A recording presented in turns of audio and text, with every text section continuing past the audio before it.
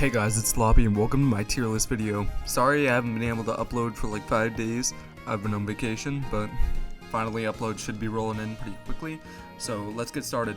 In my opinion, the worst character in the game is Piranha Plant. Piranha Plant just has awful frame data, a ton of landing lag, no real combos. His only neutral and good move is Patui, and that's still like an average move, but it's good for his standards, and he has no real combo tools. He's just underwhelming. It's incredibly sad because everyone thought he was going to be really good when he first got revealed, but turns out he's actually awful. In my opinion, Isabelle is a great example of a character who just doesn't work properly. Her down B and side B don't function properly. Her jab is borderline useless. It's like a lot of her moves just don't work properly. On top of having not very good kill power, most of her moves are just a downgrade from villagers. The only notable thing that an Isabelle player has done was when Boji beat Ally in a 2-1 victory at a local, but that doesn't matter because Ally is a pedophile. But most of that was because Ally did not know the matchup versus Isabelle, and he was finally just slowly adapting at the bottom, and he got unlucky with spot dodge cancel down smash. So it was kind of a fluke that Bochi won. Not discrediting her play or anything, she was really good. She definitely clapped me, but Isabelle is just very underwhelming as a character. Charizard is just really bad. In a game where most characters can just spam aerials and punish your shield, like just pressure, Charizard is one of the few exceptions that cannot do that. Charizard has the laggiest aerial in the game, being forward air. None of his aerials can properly auto-cancel. He's just really underwhelming, and there's not much reason to play him. Most people just use him to either recover or tank for the last stock, or maybe get a random kill with Flare Blitz and then immediately switch off to Squirtle. Charizard, for being a heavy and how fast he is, people thought he was going to be really good, better than Smash 4 iteration, but we were proven wrong very quickly. Kirby has some great combos, but that's pretty much it. He's light, his specials are borderline useless aside from a good copy ability. He lost some combos and kill confirms from Smash 4. Sometimes he has problems killing. He has an abysmal neutral, his only real neutral tool being grab and down air. He has multiple jumps, which is good, but you can counter it because of how linear his recovery is, you can just footstool him and he's pretty much gone. Finishing out the bottom 5, we have King K. Rool. King K. Rool, everyone thought he was really good at first, but then this is a trend with a lot of characters in this tier list, is actually really bad. He has 2 ways of getting his shield broken.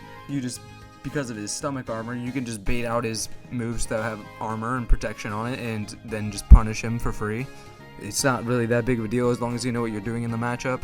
You can mash out of down throw fairly easily in certain percents. I think up tilt is true past 140 on most characters. K. Rool can't auto cancel much. He has a linear recovery that's easy to punish from the sides, and his own projectile can be used against him but better. K. Rool's really only redeeming qualities is his massive kill power and great survivability, but that's about it. In my opinion, Dark Pit is just ever so slightly better than Pit. That's because of his arrows. It's just a more aggressive game, so the more hits done on arrows, the better. The Pits would be fine, but they have some problems. One, they are arguably one of the most simple characters in the game, making their options really predictable. 2, a lot of their multi-hit moves don't connect properly, such as Nair, Fair, up air, up tilt, F smash, so they drop combos usually. 3, they don't have all that good frame data to begin with, so it's hard enough to combo as it is, but the frame data doesn't help. And 4, the recovery is garbage. It goes pretty far, but it's so predictable that you can punish it easily, especially since it doesn't have a hitbox. Bowser Jr. is an example of a character who definitely has potential, but he just hasn't reached it yet. His best quality is his up throw up air combo. It can sometimes get around 50% if you're doing it properly and juggling them on platforms. He has an insane combo game. Some of his moves are a bit laggy. His side B sucks midair because if you get hit out of it, it's just like how Little Mac has it to where you can't use it again if you already get hit out of it midair. Bowser Jr.'s options are just way too predictable, especially how much he struggles to get in with underwhelming projectiles such as Mecha Koopa and Cannonball. He's just not that great. In my opinion, Little Mac has the worst design in Smash Bros. Ultimate. Being a character who excels on ground game in a game where everyone jumps a ton, but has terrible aerials, arguably, and definitely the worst aerial game in all of Smash Ultimate, having a terrible recovery, having awful aerials frame data. and really weak, underwhelming aerials that barely combo.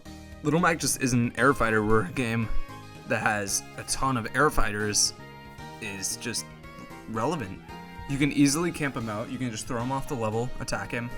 You can wall him out with projectiles. There's just so many ways to beat Little Mac. I don't think he can be any better than bottom 10. I'm not going to put him in bottom 5 solely because of Soul, a player in my region, and he is the best Little Mac player. He claims that the Mac buffs helped him significantly in patch 3.1. Enough so to bring him from the worst character in the game all the way up to bottom 10. Or I think he said he might be better than the Smash 4 iteration, which I forget what he was in Smash 4. But I'm just going to take his word on it. Personally, I don't know too much about the character, but I'm just going to put him here because he is not that bad anymore. He is still able to do certain things in certain circumstances.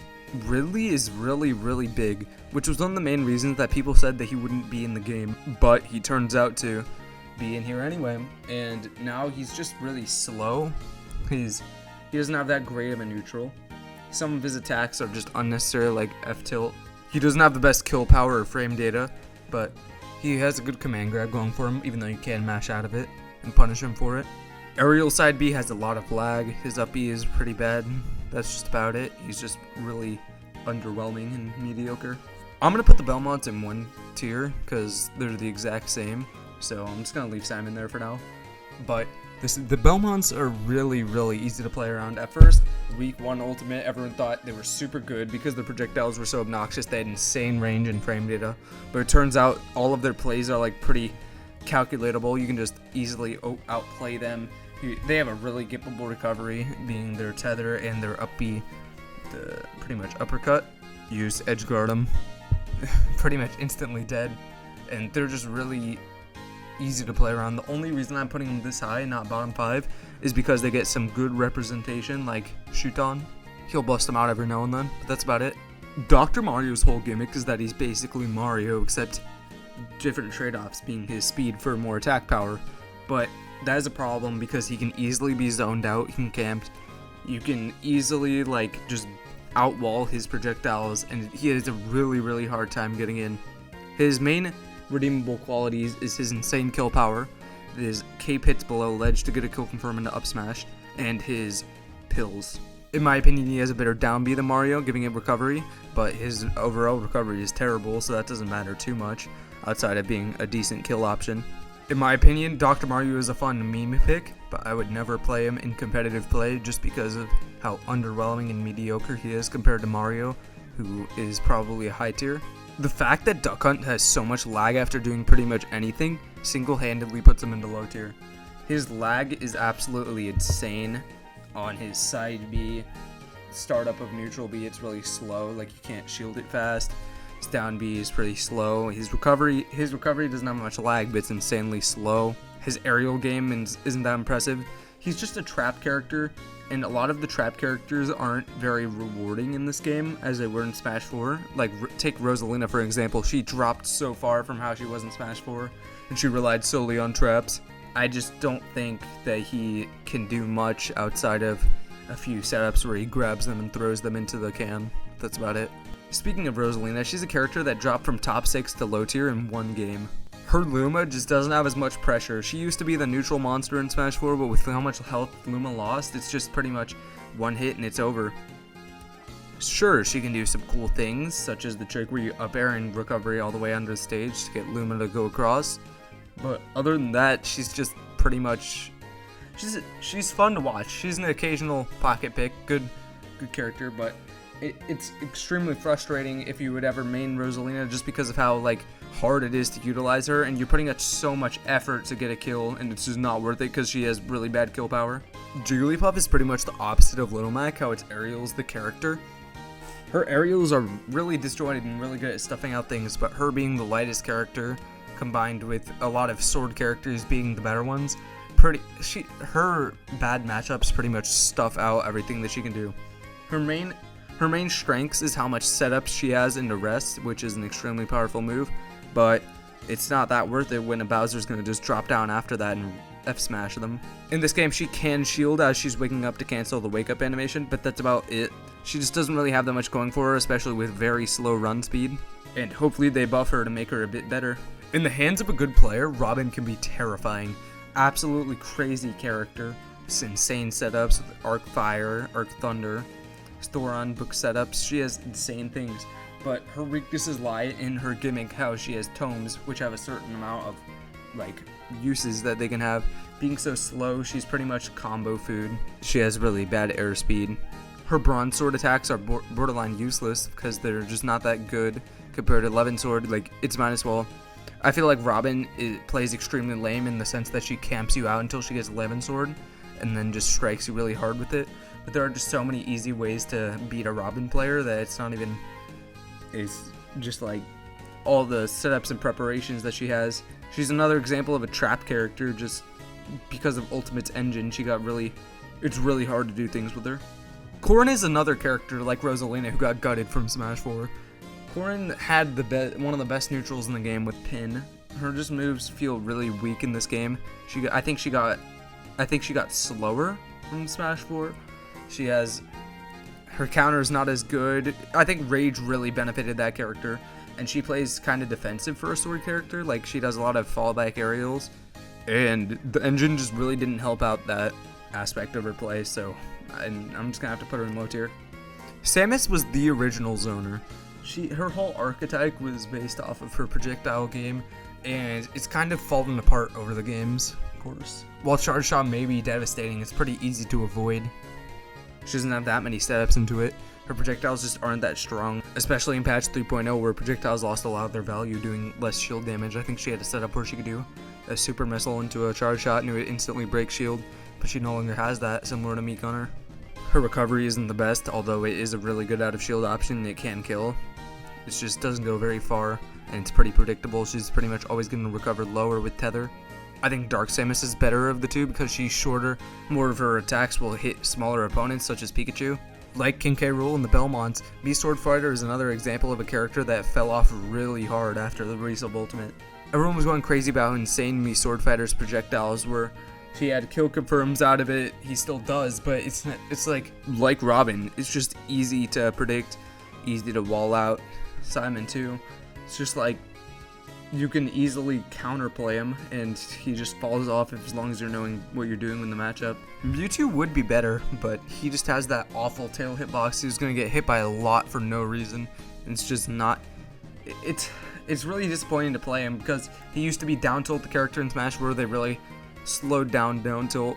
I feel like just a lot of his stuff got worse. Moving on to mid tier, we have Sheik. Sheik is a character who has to work extremely hard like Rosalina for kills. She did get gutted from Smash 4 where she did actually a good amount of damage. She is a very difficult character to play. She has to work super hard for kills, but when she does, it's super satisfying. She's viable. You could play her, it's fine.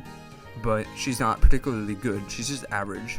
But as long in the hands of a good Sheik, you're going to get bodied, and that's just how it is with a good amount of these characters, but Sheik is no exception. King Dedede is combo food. While he does have a disjoint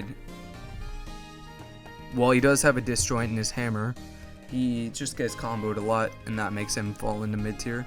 His Gordo is pretty crazy. He has some pretty insane kill power, but a lot of his moves are just way too laggy. They don't auto cancel outside of Nair, and it's just really hard to play as him. But once you get going, his advantage state is incredible. He has so many setups. Being at ledge versus Dedede is the scariest thing ever. Zelda is one of the better trap characters in this game.